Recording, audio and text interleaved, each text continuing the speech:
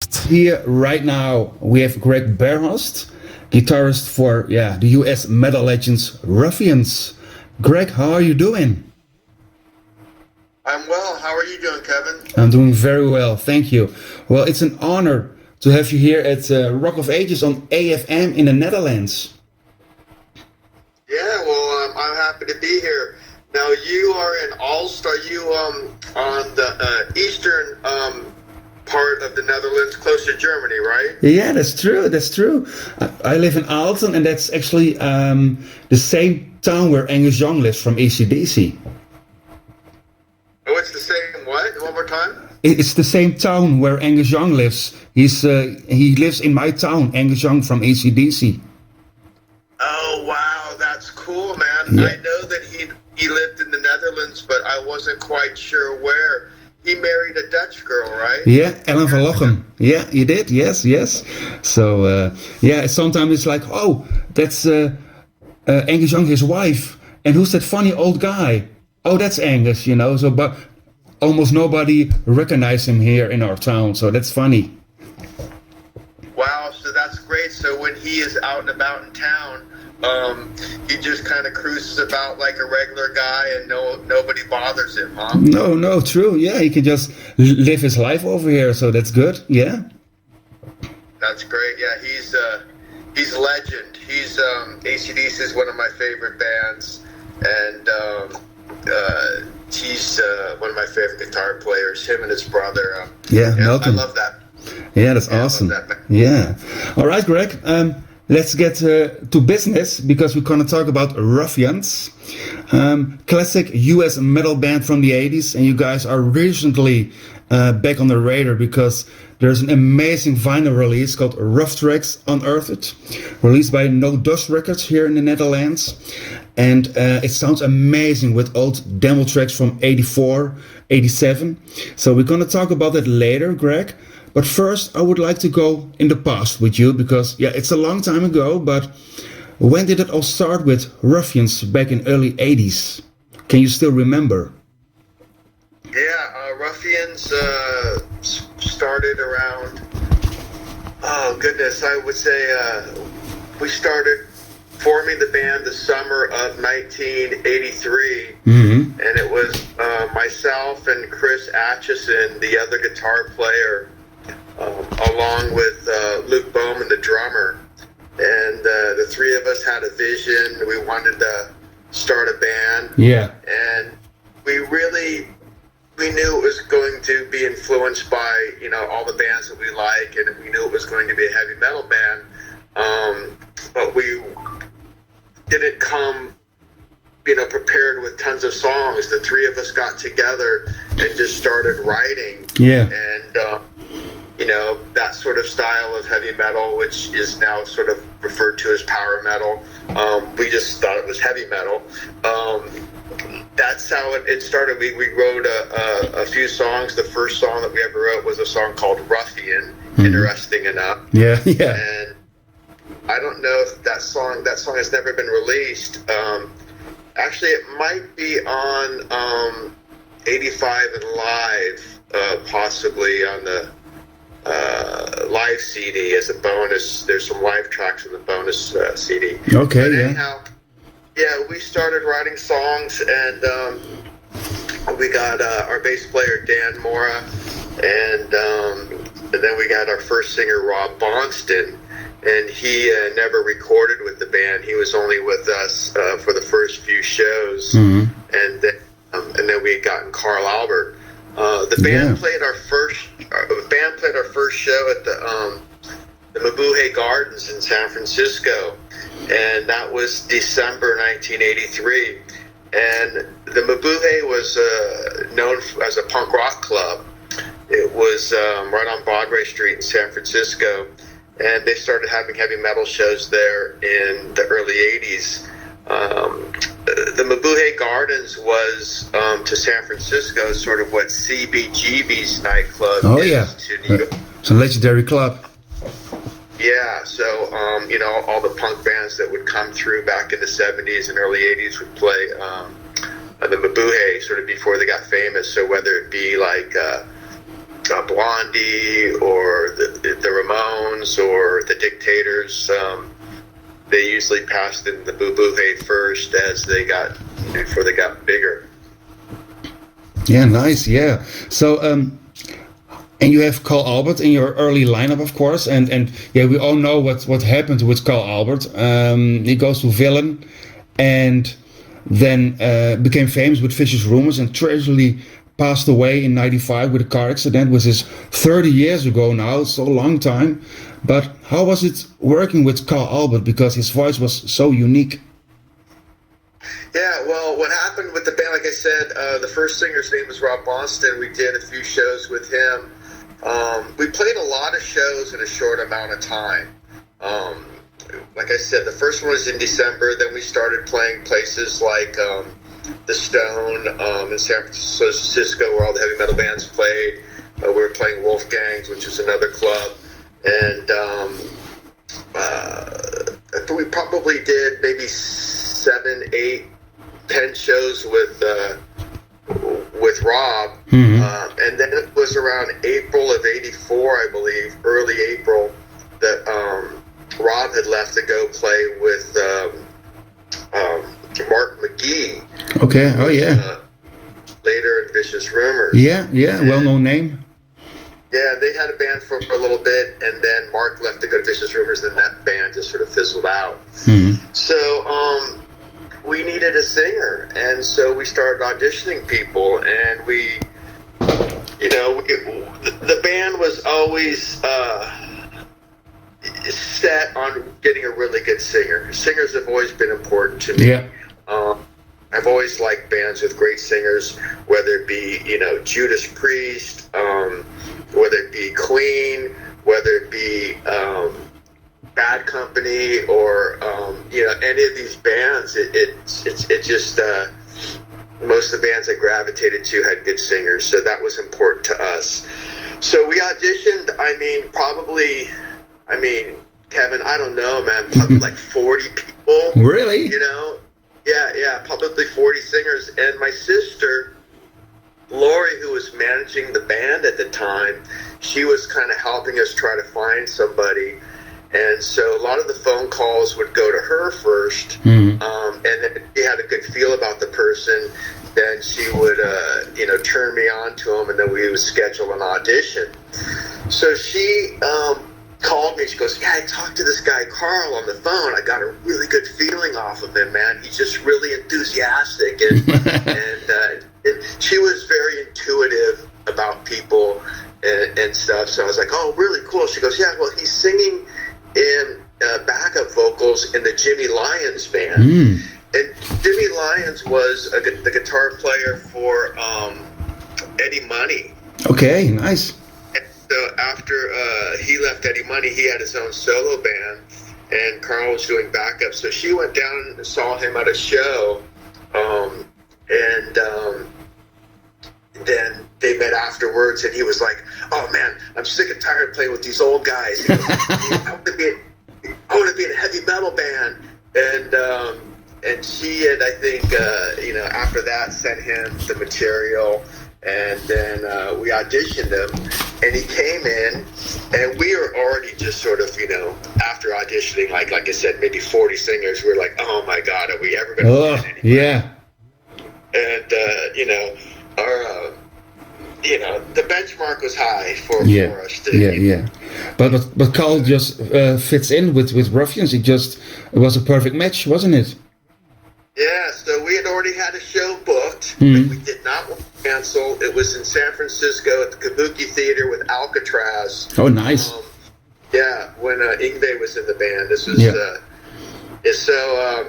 so he came up, and he sang, and he was phenomenal, unbelievable.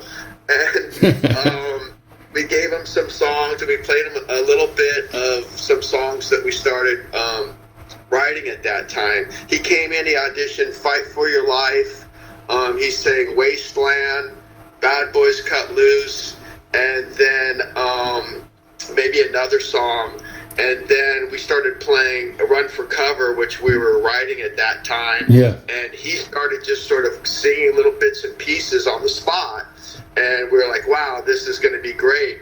So we're all in the room, and so everybody that we auditioned before, we would always say like, hey, thanks for coming, we'll get back to you. Yeah, bye. Tomorrow morning. And so Carl did his thing, and we're all kind of looking around the room, and everybody wants to say like, you're in the band. But we were already so programmed to talk about it afterwards. Yeah. And then say, hey, we'll call you tomorrow.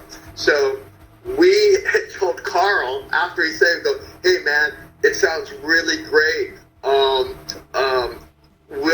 We'll call you tomorrow. And I can't believe that we said we'll call you tomorrow.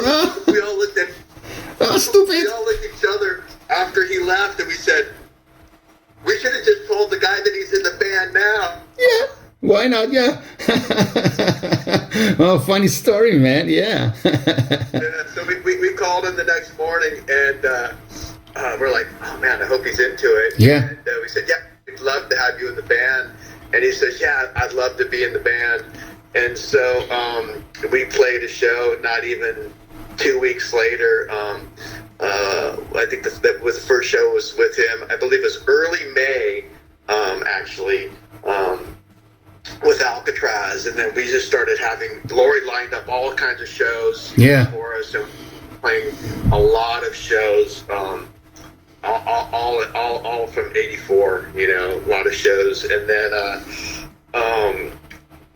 we wanted to do a record, and my sister was sort of talking to people and shopping around a little bit, and she was pretty knowledgeable about the music business already, and what she didn't really like about the labels was like she wasn't going to be in control of it, but they wanted the publishing, most of the record labels, and Lori wasn't a fan of giving up the publishing for our songs. So she goes, hey, let's just put out a record ourselves. She goes, I'll start a record label and we'll do it. And a lot of other bands were sort of doing that, just to get on this do it yourself sort of thing. So she started the label. She says, we're going to call it Victory Records, and not to be mistaken by a label that started later called Victory Records.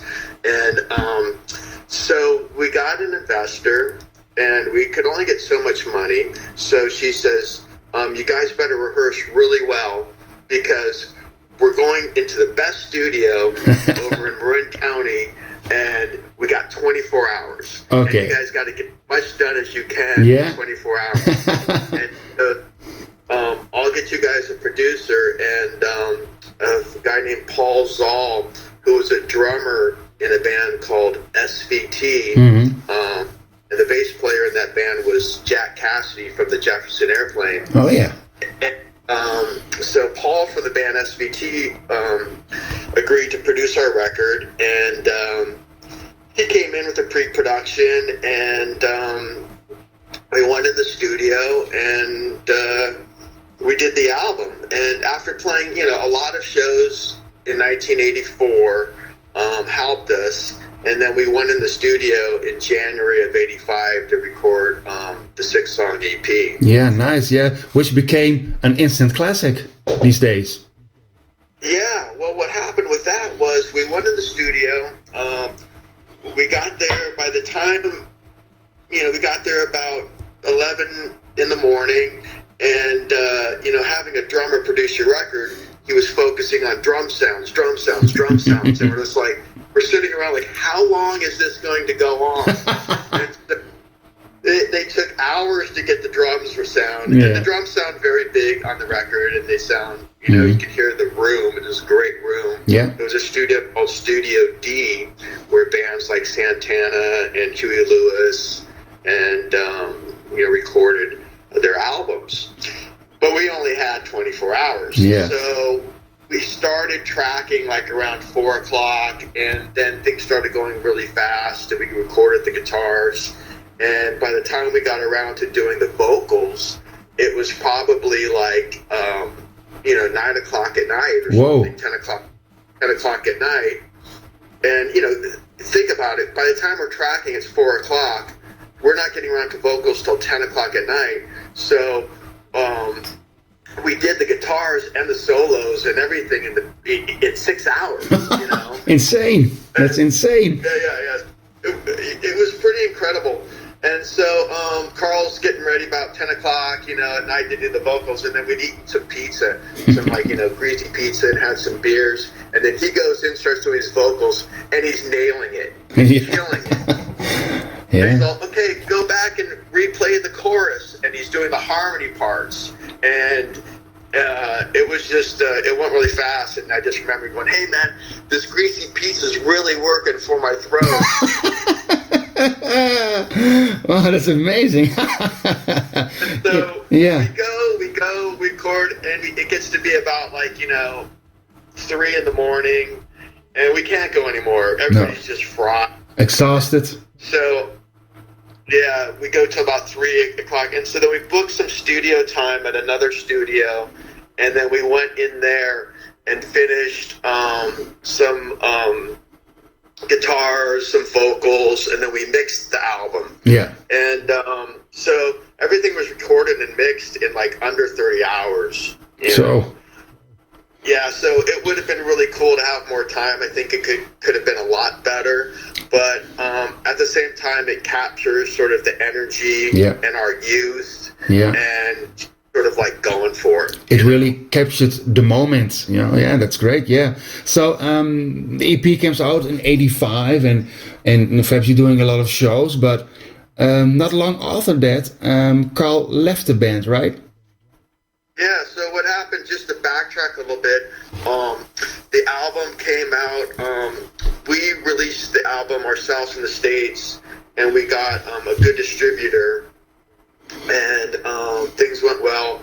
Then Lori had licensed the album to SPV, Steamhammer, Europe, and they did a great job over there of getting it throughout Europe. And then we also licensed the record to Far East Metal Syndicate, FEMS Records in Japan.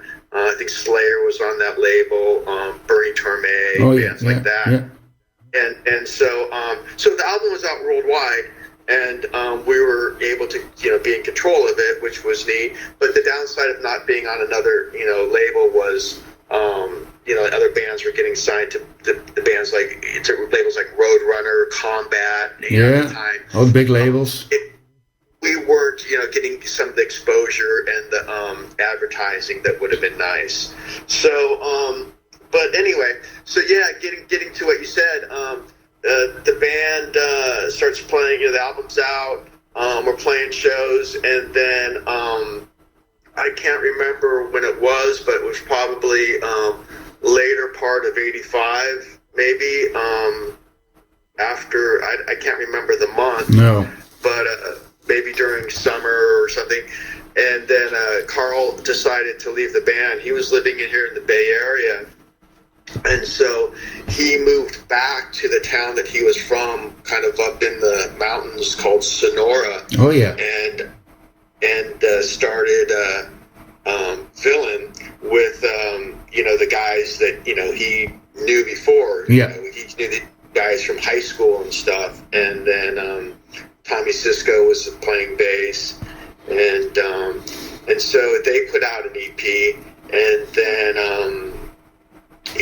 I think Carl was, you know, I think he was having a little bit of a hard time, like making ends meet, living here in the city, and with money and rent, and I think that part of him wanted to stay in Ruffians, but then part of him also wanted to go back and play with his childhood friends. Yeah, and it was, I can imagine. Yeah.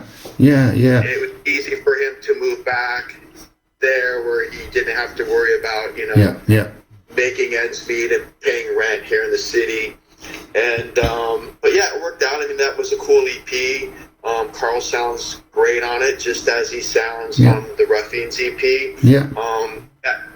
That period, Carl had a very pure, innocent clarity, and his voice was so powerful. You know? And it was always like that, but you can really hear that clarity and sort, back in the, in '85 and stuff, and then he hooked up with the guys in Vicious Rumors. Yeah. I don't think the filming thing lasted that long. No. And he went and joined Vicious Rumors. I know Jeff was very happy to have him in the band. Yeah. Jeff is someone like me that's always liked good singers, and Vicious Rumors is a great band. I saw him, and he told me that, yeah, man, I'm going to be in Vicious Rumors, and he seemed really excited about it. Yeah, that's good. Yeah. I was excited. I was excited for it.